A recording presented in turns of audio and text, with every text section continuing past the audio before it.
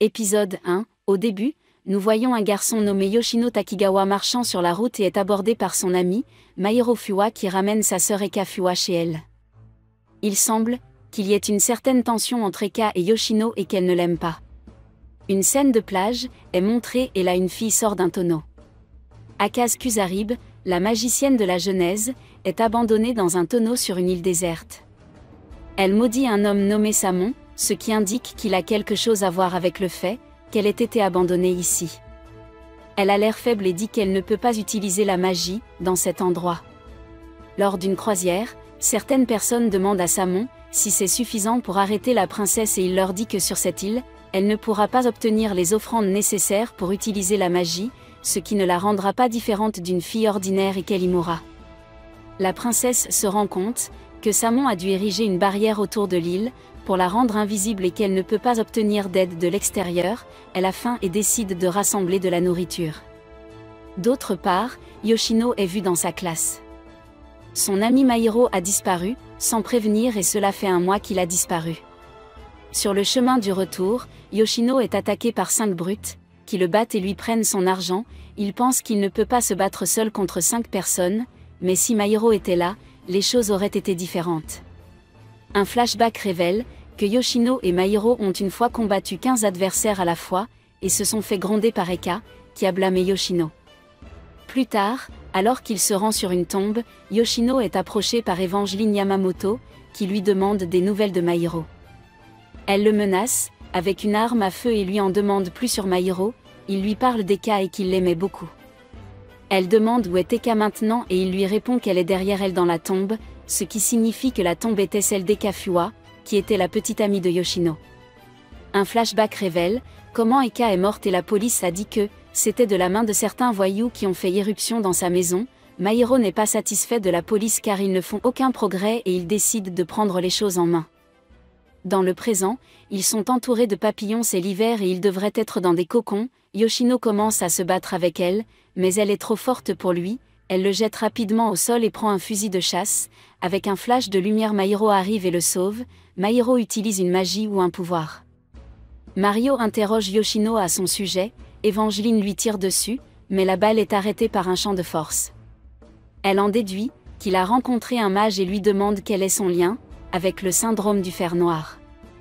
Ils se battent et Evangeline s'évanouit. Il prend Mairo et en descendant, il tombe sur un homme atteint de la maladie du fer noir, dont le corps se transforme en métal. Toute la ville est touchée, cela ressemble à une maladie mais c'est de la magie et cela a affecté d'autres villes avant cela, mais le gouvernement a caché le fait et mis la zone en quarantaine, la même chose arrivera à cette ville aussi. Yoshino demande pourquoi il n'est pas affecté et Mairo répond qu'il était avec lui à ce moment-là.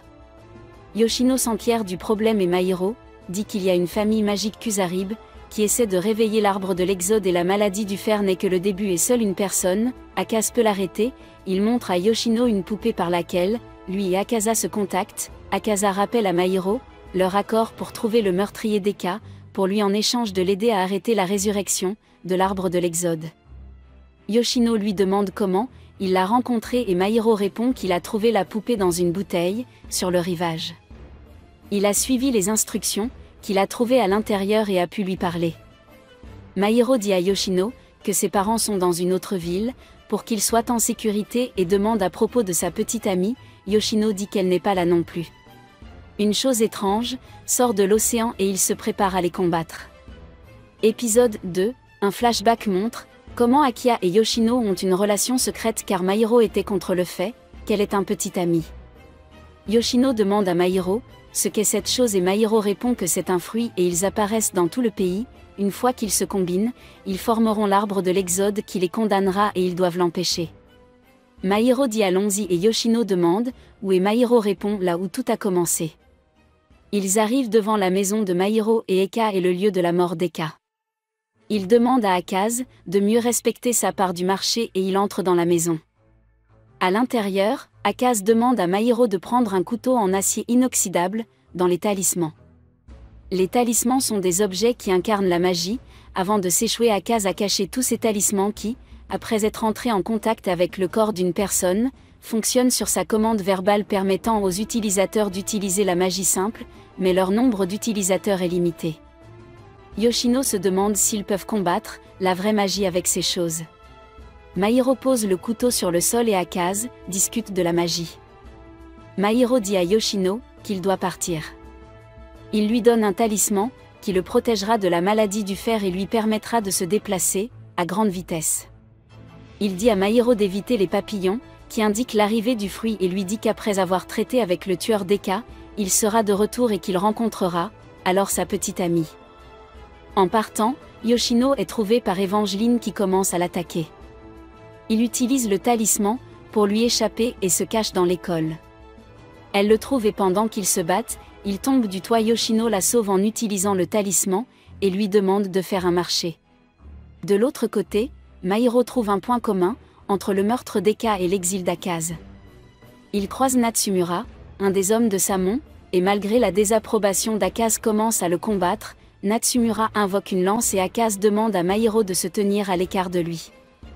Il informe Samon qu'il a trouvé un garçon qui n'est pas affecté par la maladie du fer et qui utilise la magie d'Akaze. Samon lui demande de le ramener en vie. Evangeline et Yoshino ont conclu un accord et pour le moment Evangeline accepte. Elle lui demande de rester à l'écart de l'affaire et de ne pas mettre sa vie en danger pour Mairo. Il répond que ma petite amie disait aussi cela. Elle lui demande si sa petite amie a aussi été affectée par la maladie du fer noir, et il lui dit qu'elle est morte il y a 1 an. Ce qui confirme ouvertement que sa petite amie était Akia. Mairo engage Natsumura. Evangeline demande si Yoshino veut aussi se venger comme Mario et il dit qu'il est différent et que se venger ne changera rien et ne la ramènera pas et commence à s'éloigner. Épisode 3. Natsumura et Mairo s'engagent dans une bataille et tout en combattant Mairo, Natsumura confirme que ce pouvoir est de Akaze. Mairo a du mal à combattre Natsumura, car il est un mage expert alors que Mairo est une contrefaçon au mieux. Mairo lui échappe et se cache quelque part. Yoshino arrive et dit qu'il veut l'aider à combattre et Mairo lui dit qu'il aurait dû revenir. Yoshino dit que si sa petite amie apprend qu'il a laissé son amie en danger, elle ne sera pas heureuse. Ils commencent tous deux à échapper à Natsumura et Akaze dit à Mairo que se battre contre lui n'est pas bénéfique pour eux et lui demande de se retirer.